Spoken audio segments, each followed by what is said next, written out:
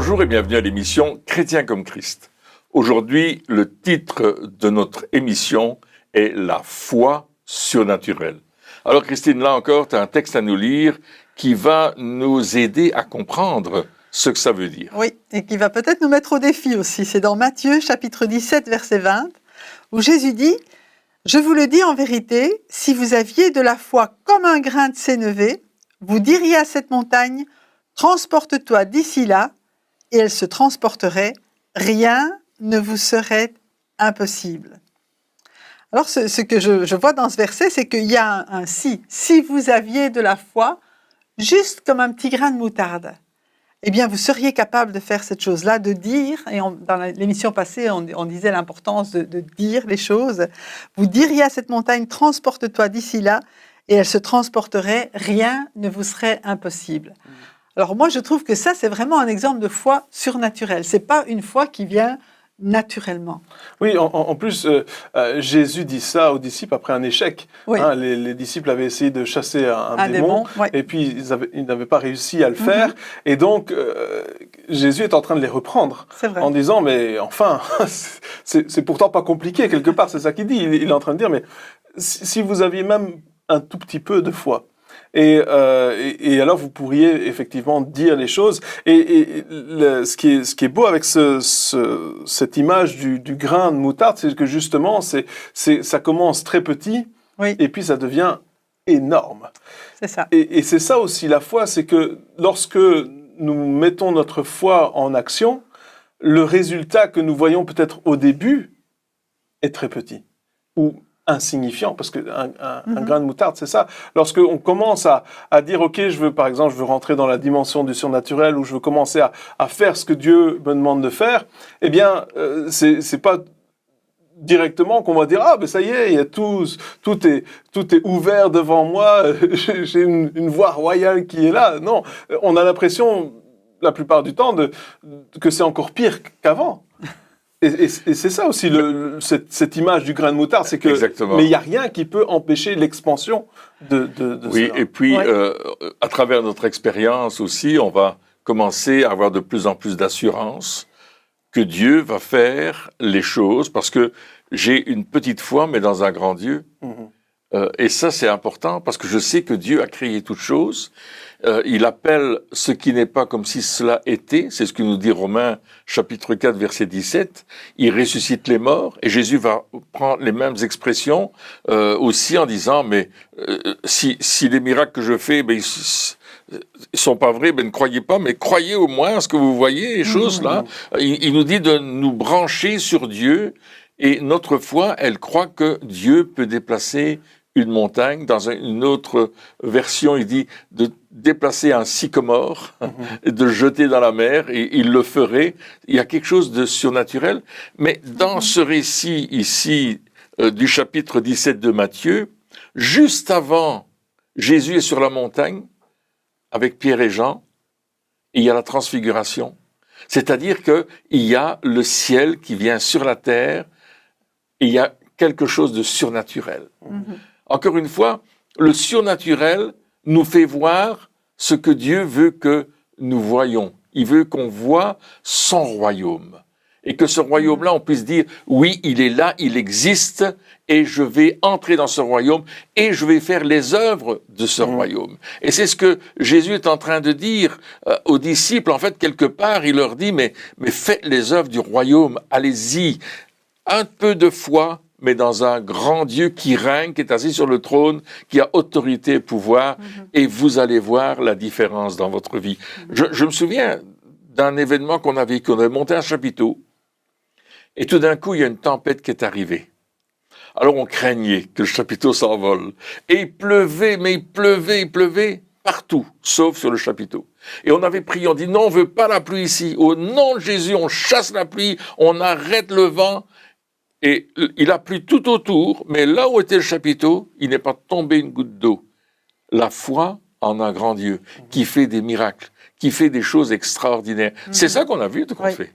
Mais tu disais tout à l'heure que ça commence petit, hein, vous en parliez tous les deux, et en fait, on a parlé aussi de la nouvelle naissance, et on apprend, et regardez un petit enfant, ben, il va faire les choses petites d'abord, mais au fur et à mesure qu'il va y avoir une victoire, ça va le conforter pour aller plus loin. Et la foi, elle trouve naissance. Bon, on sait que c'est Jésus, hein, la Bible dit que c'est Jésus qui est l'auteur de notre foi, c'est lui qui l'amène à la perfection, mais en même temps, elle trouve naissance dans la parole de Dieu et dans le fait de prendre Dieu au sérieux. La Bible, c'est pas un livre d'histoire passée. La Bible, c'est un livre et c'est une parole qui est inspirée par le Saint-Esprit de vie qui vient implanter en nous la foi lorsque nous lisons, que nous méditons la parole de Dieu et que nous choisissons de la prendre au sérieux et de croire ce que Dieu dit. Alors il y a cette foi, je vais dire entre guillemets naturelle, qui dit je choisis de croire ce que Dieu dit, et puis il y a la foi surnaturelle de Dieu qui vient ajouter sa foi à la nôtre. Parce qu'il y a un autre passage qui parle à peu près la même chose, et c'est dans Marc chapitre 11, verset 22, où il va dire à peu près pareil. Hein, si vous disiez à cette montagne, tire-toi de là, jette-toi dans la mer, elle le ferait. Mais là, il dit, et la plupart des versions disent, ayez foi en Dieu, mais en fait, ça veut dire, ayez la foi de Dieu. Et une autre version dit que la foi de Dieu soit en vous. Et c'est là on veut parler de foi surnaturelle, parce que c'est pas seulement une foi de oui, je crois, c'est une foi, c'est Dieu qui vient mettre sa foi à la nôtre, et quand Dieu dit, la chose arrive, et avec cette foi-là, quand nous disons, la chose arrive aussi de la même manière. Donc c'est pas seulement le fait que oui, Dieu dit et ça arrive, mais il le dit à travers nous, et les choses existent aussi. Donc il faut recevoir cette foi surnaturelle. Et comme tu disais, sur la montagne, hein, on reçoit cette foi sur la montagne, dans la présence de Dieu. Oui, c'est ça, c'est vraiment ce côté surnaturel qui est important. Souvent, lorsque on parle de foi, j'ai l'impression que on parle effectivement de foi naturelle, dans le sens où j'essaie de me convaincre, de m'auto-convaincre de quelque chose, j'essaie de faire des efforts pour croire quelque chose, pour surtout ne pas douter. Je fais des efforts de moi-même pour avoir la foi et continuer à proclamer des choses. Et c'est une bonne chose. Oui. Mais c'est une bonne volonté, en tout cas. C'est une bonne volonté. Mais la foi de Dieu ou la foi surnaturelle, c'est pas comme ça que ça fonctionne, dans le sens où, encore une fois, on revient à l'histoire qu'on avait dans l'émission précédente avec le serviteur du prophète qui était apeuré parce qu'il voyait que les ennemis étaient plus nombreux que eux deux. Hein, ils avaient tout un bataillon contre deux prophètes qui ne savaient pas se battre du tout, donc ils étaient foutus à la base. Donc lui, ce qu'il voyait, c'était la fin. Mais lorsque Dieu a ouvert ses yeux, hein, donc le prophète Élisée a dit, mais ouvre tes yeux. Et là, quand il a ouvert ses yeux, il a vu toutes des chars de feu qui étaient autour d'eux, des anges qui étaient là, etc. Et tout d'un coup, il n'avait plus peur. Il n'avait plus peur. Pourquoi ? Parce que il voyait dans le surnaturel des choses, et donc sa foi était basée sur le surnaturel, mais sur quelque chose qu'il pouvait voir. Oui. Et donc, il n'était plus en train d'essayer de se convaincre de quoi que ce soit. Il était rentré dans une autre réalité, dans une autre dimension quelque part de ce qu'il croyait, de ce qu'il voyait. Et donc, il a basé sa foi sur ce qu'il voyait, mais dans le surnaturel. Oui.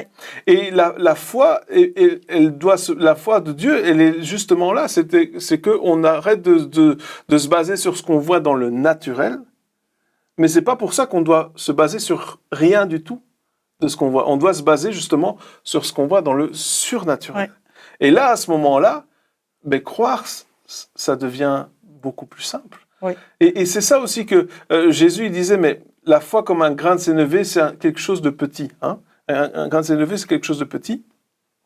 Et lorsque on parle de quelque chose de petit, souvent, lorsqu'on veut faire des petites choses, eh bien, les petites choses sont faciles. Et nous, on a toujours cette vision de la foi comme quelque chose de difficile. Hein? Avoir la foi, il faut vraiment être très spirituel, il faut être un croyant vraiment très fort, extrêmement fondé en Dieu, connaître la parole de Dieu par cœur. On voit ça comme quelque chose de difficile, et c'est ce que les disciples voyaient aussi, parce qu'ils disaient, on essaye de se convaincre qu'on peut chasser un démon, mais ça marche pas. Avec ce que nous voyons, nous constatons que le démon est plus fort que nous et qu'on n'y arrive pas, on laisse le doute entrer, etc. Alors que Jésus dit, mais non, t'as pas compris, la foi c'est quelque chose de facile. Si tu es dans le surnaturel et que tu vois que le démon n'a plus de puissance. Et si tu le sais, il suffit de lui dire, tu t'en vas, et tu le sais. Tu as cette assurance qui ne vient pas de ta connaissance physique, etc., mais qui vient d'une assurance de ce que tu as pu voir et expérimenter dans le surnaturel. Et en plus, la foi de Dieu, que la foi de Dieu soit vivante en vous.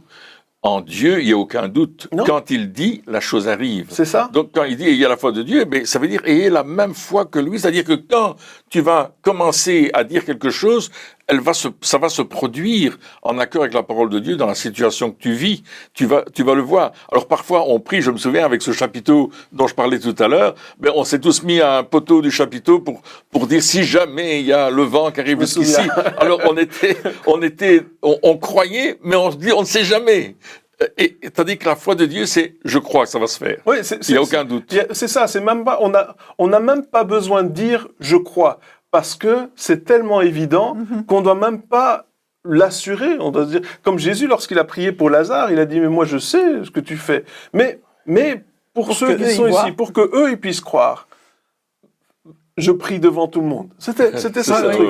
Parce que lui, il aurait été tout seul. Il n'aurait rien fait, il aurait juste dit Lazare sort et puis c'est tout. Mais il voulait démontrer aux autres que Dieu était là. Et c'est ça, la foi de Dieu, ça change absolument tout. Et ça change aussi notre conception de la foi. Notre conception de la foi, telle qu'on l'enseigne plutôt naturelle, elle est tellement faible par rapport à ce que Dieu veut faire. Et c'est pour ça que Jésus dit, mais c'est facile. À chaque fois, il dit comme un petit grain. À chaque fois, il est en train de quelque part, là, je suis sûr que les disciples, ils étaient là, mais on a sûrement déjà plus de foi que ça, et pourtant ça fonctionne pas. Non, mais c'était ça. Vrai. Si c'est si simple que ça, comment ça se fait? Parce que les disciples n'avaient pas la foi de Dieu, ils avaient la foi de eux. Et c'était pas suffisant, et ça fonctionnait pas, et ça fonctionnait peut-être de temps en temps quand ils étaient avec Jésus ou quand ils pouvaient. Mais là, quand un problème était trop grand, mais c'était fini. Et nous, dans nos situations aussi, ce que Jésus il voulait nous dire. Et ce qu'il veut nous dire aujourd'hui, c'est que cette foi surnaturelle, elle est utile pour l'avancement du royaume de Dieu. Oui. Elle est nécessaire, on en a besoin. Et c'est simple, mais pour ça, il faut qu'on réalise déjà, comme on l'a vu dans l'émission précédente, que nous avons un Dieu surnaturel et que forcément, nous devons entrer dans cette dimension surnaturelle, mais qu'en plus, cette foi... La foi, elle doit aussi, nous devons prendre cette foi de cette dimension-là et arrêter avec notre foi qui fonctionne une fois sur... Notre foi fonctionne une fois sur deux. Une fois sur deux, ou trois, ou 10. Mais ça veut dire que cette foi est à notre disposition. Et c'est Paul qui dit dans Romains 12 qu'on a tous reçu une mesure de foi. Donc Dieu nous a donné à tous une mesure de foi. Mais comment allons-nous l'utiliser? Et est-ce que c'est une foi... Est-ce que notre foi va être la foi de la tradition ou est-ce qu'elle va être la foi de la révélation? Parce que là, les disciples ont dû avoir cette révélation du grain de sénévé. Et je pense qu'ils ont vécu cette situation difficile avec cet enfant qu'ils devaient délivrer, dont ils ne sont pas arrivés à délivrer, pour que Jésus puisse leur enseigner au sujet de la foi. Et à nous, aussi par occasion, pour qu'ils puissent alors après aller plus loin. Et quand ils seraient envoyés par Jésus deux par deux, ils allaient voir la réalisation de la foi. Les démons nous sont soumis, les malades sont guéris, et là ils viennent vers Jésus tout heureux en disant « ça fonctionne, on l'a mis en pratique ». Et parce que la foi surnaturelle, on la met en pratique. Et c'est ça que Dieu nous dit. Exactement. Et comme tu disais, enfin, moi je vois le Dieu de la provision. On dit toujours Dieu, c'est celui qui donne la provision, mais là, il donne la provision de foi. Et la foi dont nous avons besoin, elle est aussi, je veux dire, au ciel. Hein, et si on trouve qu'on manque de foi, ben, on va la chercher. Alors bien sûr, la foi vient de ce qu'on entend, et ce qu'on entend, eh bien c'est la parole de Christ. Hein. Il y a dans Romains chapitre 10, 17, il est dit, par exemple, dans la version Semeur, donc la foi naît du message que l'on entend, et ce message, c'est celui qui s'appuie sur la parole du Christ. Et une autre traduction, la Passion, dit, la foi naît donc dans un cœur qui répond à la parole ointe de Dieu concernant le juste, concernant le Christ. Donc il y a cette... c'est lire, c'est bien. Méditer la parole de Dieu, c'est bien, mais il faut répondre à cette parole et mettre en pratique et se laisser interpeller en disant mais ce que Dieu dit, c'est la vérité et je vais m'appuyer dessus. Et cette fois-là, elle ne fait pas que croire dans la tête, parce que souvent, comme tu disais, on essaye de se persuader qu'on croit. Mais elle a une manifestation dans notre vie par des actes concrets. Si je crois, je vais agir en fonction de cette foi. Et Dieu va me permettre de faire ces choses. Et c'est vrai, bon, il faut pas... Parfois, on est un peu craintif, ça fonctionne pas, on n'essaye pas. Mais la foi surnaturelle, la foi de Dieu, elle te donne une telle assurance. Peut-être tu peux voir, comme tu dis, hein, comme Géasi qui a vu les chars de feu, mais peut-être tu peux avoir une certitude intérieure que rien ne peut t'ébranler, que vraiment Dieu fait quelque chose de nouveau. Ouais. Hein, comme cette femme, par exemple, qui avait plus de reins, hein, qui demandait une greffe de reins. Et en fait, on s'est retrouvés en train de prier pour elle, en se demandant, OK, Seigneur, ça c'est la première fois qu'on fait une chose pareille. Mais au fur et à mesure qu'on priait, il y avait quand même quelque chose qui naissait dans notre cœur, que oui, Dieu est le Dieu créateur, oui, Dieu crée encore aujourd'hui, c'est sa parole, il l'a dit. On nous demande de prier pour elle, elle croit, Dieu va le faire. Ouais, c'est ça, il fait naître en nous cette foi, il nous donne la foi lorsque nous en avons besoin. Oui. Mais effectivement, comme tu disais, l'action est importante. Hein. Dans la pensée juive, c'est pas juste une réflexion, c'est toujours lié à l'action. Oui. Hein, la foi sans les œuvres, elle est morte. Hein, donc si on ne fait rien avec ce qu'on croit, ça ne sert à rien de croire. Exactement. Ça sert à rien du tout. Hein, de dire ah ben oui, je crois que Dieu guérit les malades. Ok, est-ce que tu pries pour les malades? Bah non. Mais je crois que à quoi ça sert? C'est comme si tu avais une voiture avec 300 chevaux dedans, que tu ne roules jamais avec. Mais tu roules pas. Non, elle est belle. Alors, ben ouais, ben tu vas aller nulle part avec ça. Et c'est la même chose. Donc c'est vrai que lorsque on lit la Bible et on doit réaliser que c'est avec la pensée juive qu'elle a été écrite et que donc forcément il y a toujours une action. Hein, la réflexion n'est pas suffisante, il y a toujours une action qui est liée. Et à notre foi aussi, hein, lorsque on revoit l'histoire du prophète hein, Élisée avec son serviteur, ben, après, qu'est-ce qui s'est passé? Il n'a pas juste vu les chars de feu. Ensuite, il a été moqué de contingents qui étaient venus. Oui, ils les ont rendus aveugles en plus. Ils étaient aveugles, et puis ils ont dit, ben, venez avec moi, je vais vous conduire. Ils avaient en Samarie. En plein milieu du truc, et ce qui est intéressant, c'est que Géasi a ouvert les yeux et les soldats, ils ont fermé les yeux. Ah oui, ils sont devenus aveugles. Mais c'était lié à une action. Ils sont pas juste restés là en disant oui, ok, on est plus nombreux, mais on va rien faire. Non, on va faire quelque chose et on va bien s'amuser. En gros. Et puis ils ont fait encore mieux parce qu'ils les ont amenés à Samarie, parce que c'était quand même le lieu central. Et là, ils les ont désarmés. Et ils leur ont fait à manger. Ouais. Et puis ils ont dit rentrez chez vous. Alors, ils sont partis en disant oh. En fait, ils étaient à la merci du roi d'Israël qui dit mais je vais faire quoi moi avec eux? Est-ce qu'il faut les tuer? Il dit non, donne-leur à manger, renvoie-les chez eux. C'est trop marrant quand même. Ils sont plus venus après. Je veux dire, quand on connaît le passage Dieu se rit de ses ennemis, c'est vraiment ça. C'est vraiment comme ça que ça fonctionne. Et donc, mais ça c'est quand on rentre dans cette dimension de foi où effectivement, on rentre dans une dimension qui est tout à fait surnaturelle, parce que faire ces choses-là, c'est complètement surnaturel. Tu parlais de prier pour une personne qui avait besoin d'une greffe de rein, c'est la même chose. Ouais. On rentre dans quelque chose qui est clairement impossible à l'homme et qui a même au niveau du rein, lorsqu'on a besoin d'une greffe, c'est parce que la médecine ne peut plus rien faire. Donc il faut remplacer. En tout cas, à vue humaine, c'était... Voilà, humainement parlant, il n'y a plus rien qui est faisable, mais Dieu vient et il fait naître en nous cette foi. Et ça, c'est aussi important de le dire.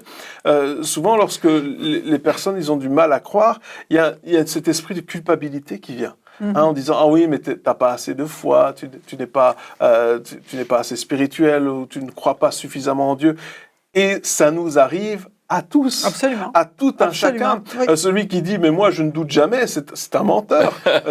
Ça nous arrive à tous. Et justement, c'est ça c'est tellement intéressant. Il dit « mais si tu as besoin de foi, demande-la. » Ou bien, va la chercher. Déjà tu vas la chercher dans la parole. Oui, et après, tu demandes demande à le Dieu. reste, Et ça veut dire quoi? Ça veut dire que s'il y a ce passage qui nous dit « si tu as besoin de foi, demande-la », c'est qu'il va y avoir des temps où on aura besoin de foi et que c'est normal. C'est normal de se retrouver dans des situations où on se sent totalement dépassé. Et tant mieux, parce que ça veut dire à ce moment-là qu'on peut dire à Dieu, mais Seigneur, je suis dépassé. Oui, parce que dans la première histoire donc, de Matthieu 17, l'homme a dit, il est toujours venu avec son fils, du coup il vient Jésus, et puis il dit « si tu peux ». Il dit « si je peux ». Tout est possible à celui qui croit. Je crois, Seigneur, mais viens au secours de mon incrédulité. Je crois, mais je ne crois pas. Je crois, oui, je crois. Je suis venu parce que je crois. Donc, il y a une démarche de foi quand même qui est là. Mais je ne crois pas complètement, donc j'ai besoin que tu viennes à mon secours. Et c'est ça, en fait. Et Jésus est venu à son secours. Il est venu à son secours. Et à chaque fois, il viendra à notre secours. Jamais il va nous dire « Ah ben non, non, pas cette fois-ci, désolé. Avec à croire plus fort. » Il fallait croire. Non, mais c'est ça aussi. Des fois, il fait pas ça. On a cette mentalité de dire « Ah, mais t'as pas cette fois, ça va pas fonctionner. » Il va nous apprendre des choses et il va nous surprendre parce que on a prié pour cette dame. Et c'est vrai que tu ne vois pas qu'il y a un miracle créateur qui se passe, tu ne le vois pas. Mais quelques mois plus tard, on était dans l'église de cette dame, on n'avait jamais été dans cette église, et le pasteur me dit « Écoute Pierre, avant que tu ne prêches, je dois te parler. » Alors je me suis dit « Oh, qu'est-ce qui se passe ?» Il me dit « Tu sais, tu as prié pour une dame de notre église. » Je dis « C'est possible, on prie pour des centaines de personnes. » Oui, elle avait besoin d'un rein. Je dis « Ah oui, je me souviens. » Eh bien écoute, la surprise, c'est que son rein, il a poussé, il est redevenu normal, il vit et elle n'a pas besoin d'opération, elle mange normalement, elle boit normalement et c'est elle qui, lors de la réunion, a préparé le couscous pour tout le monde. Et alors qu'avant, quand on l'a rencontrée, elle pouvait boire X centilitres d'eau par jour et manger seulement quelques petits trucs. Là, elle a mangé comme tout le monde, elle a pris le dessert, le café, elle a mangé le couscous sans aucun problème. Elle dit, je suis complètement guéri, les médecins ne comprennent pas, mais mon rein est revenu. Mon rein fonctionne. Et le rein fonctionnait, il était tout à fait normal. Il était réparé, Dieu l'avait recréé et on a vu la gloire de Dieu se manifester parce que Dieu fait les choses pour que sa gloire se manifeste, pour qu'on dise « Waouh, Dieu t'es grand ». Et quand tu vois un miracle comme ça, tu dis « Mais je peux en voir d'autres. Je peux voir des miracles créateurs. Je peux voir les yeux des aveugles s'ouvrir. Je peux voir les choses qui changent. » Oui, d'où l'histoire du grain de moutarde. Oui. Hein, je commence avec petit. Parce que je dois réaliser que c'est facile et qu'une fois que ça commence à grandir, rien ne peut l'arrêter. Ça devient naturel. Ça devient quelque chose de naturel. Ça grandit et ça grandit et ça grandit. Et c'est ce que Dieu veut faire en nous. C'est-à-dire que cette foi surnaturelle, ils disent, peut-être que ça commence avec ce grain de moutarde. Peut-être que tu as l'impression que c'est rien du tout. Mais il n'y a rien qui est rien du tout avec Dieu. C'est vrai. Même quand on a l'impression que ce qu'on fait n'a pas d'importance ou que les miracles que nous voyons sont insignifiants, c'est faux parce que ça grandit. Ça grandit et ça fait grandir la foi. Et ça fait grandir et ça devient quelque chose de massif. Ça devient quelque chose de massif. Et là, on dit ah waouh. Vraiment, c'est fort. Et il n'y a rien qui peut l'ébranler aussi. Oui, et la démonstration, la démonstration de ce que Dieu est en train de faire, comme Paul disait, ma prédication ne reposait pas sur des paroles, des discours, comme les Grecs pouvaient le faire, philosopher, etc. Mais sur une démonstration d'esprit et de puissance, c'est-à-dire qu'il y avait des choses concrètes qui se passaient. Voilà. La foi, c'est quelque chose de concret. Et je me souviens, on priait pour des gens, c'était aussi dans la région de Montréal, je pense, on priait pour des personnes et au fur et à mesure, je lui demandais comment ça va. Après la prière, je disais, mais ça va, je peux faire aller mon bras, j'ai plus de douleur dans mes jambes, etc. Et puis, il y avait un monsieur dans la salle qui ne s'était pas du tout avancé pour la guérison. Et tout d'un coup, il s'est levé comme un ressort. Là. Hop, il s'est levé, il s'est avancé. Il m'a dit, écoutez, j'ai une bosse dans le cou parce que j'ai été manipulé par un chiropracteur ou je ne sais pas quoi, et il m'a vraiment blessé. Et j'ai ça depuis des années. Et cet homme, c'était un pasteur. Et on a dit, sois guéri au nom de Jésus. Et la bosse a disparu. La foi de cet homme avait grandi en voyant la guérison, les guérisons et les délivrances des gens qui étaient là. Et il a dit, mais moi je vais aller aussi et je vais recevoir ma guérison. Et il a reçu sa guérison. Si Dieu peut le faire pour eux, il peut le faire pour nous. Oui, tout à fait. Si Dieu et c'est pour ça que c'est important aussi de se baser sur la parole de Dieu, de lire les miracles que Jésus a fait encore et encore. Et combien de personnes, je discutais avec une personne il y a quelque temps qui racontait ce témoignage d'une maladie qu'elle avait qui était incurable, qui était rare et incurable. Et puis, elle avait été demander la prière à plein de personnes, etc. Et puis, il n'y a rien qui s'était passé. Et à un certain moment, elle s'est dit, bon, maintenant, ça suffit. Et elle a commencé à lire les passages bibliques, comme toi, tu avais fait aussi, de guérison encore. Et pendant des mois, je pense pendant 6 mois, tous les jours, elle lisait des passages bibliques jusqu'à un certain moment où c'est devenu une réalité pour elle. Et parce qu'elle a laissé ça grandir. Et puis ensuite, elle est retournée dans une réunion et elle a demandé qu'on prie pour elle. Et puis, ils ont prié, elle n'a rien senti, mais elle savait qu'elle était guérie. Pas parce que elle avait juste besoin d'un déclencheur quelque part. Et puis là, un contact, et puis elle savait qu'elle était guérie. Ensuite, elle a fait des tests, bien sûr, elle était complètement guérie. Mais ça, c'était parce que elle a nourri sa foi encore et encore. Et la parole de Dieu, elle a cette puissance, la parole de Dieu, de faire grandir en nous cette foi. Et il faut pas négliger ces choses-là. Des fois, on se dit, ah oui, mais moi, je veux être que dans le surnaturel, je veux être que dans ces choses-là, mais la parole de Dieu, elle agit surnaturellement en nous aussi. Et Jésus l'a dit, il a dit, si vous demeurez en moi et que ma parole demeure en vous, demandez ce que vous voudrez, cela vous sera accompli. Et alors, il y a une traduction qui dit, si la parole est vivante en vous, ce que tu disais là, à ce moment-là, Dieu dit, tu vas prier, ça va se réaliser, parce que tu demeures en moi. C'est en lui qu'on vit le surnaturel, c'est en Jésus, à travers notre Dieu tout-puissant, le Créateur, qu'on va vivre les choses que lui veut que nous vivions. On est créé à son image, on l'a vu dans l'émission précédente. Oui, c'est ça. Et puis, ceux qui nous regardent, si vous voulez vivre cette foi surnaturelle, il suffit juste de dire, mais Seigneur, laisse-moi entrer dans cette dimension-là, de croire, laisse-moi voir ce que toi tu vois, et ensuite, une fois que ça arrive, faites quelque chose avec. Il faut faire quelque chose avec. Déclarer ce que Dieu dit, commencer à faire des actes prophétiques, des gestes prophétiques, ou peu importe, des choses concrètes pour que cette foi devienne une réalité, que ce soit plus quelque chose de juste philosophique ou dans les pensées, mais la foi, c'est quelque chose qui se vit au jour le jour et que nous avons besoin pour faire avancer le royaume de Dieu. Amen. Eh bien, chers amis, merci encore de nous avoir suivis pour cette émission. Et puis, on se retrouve très bientôt pour la suite. Au revoir.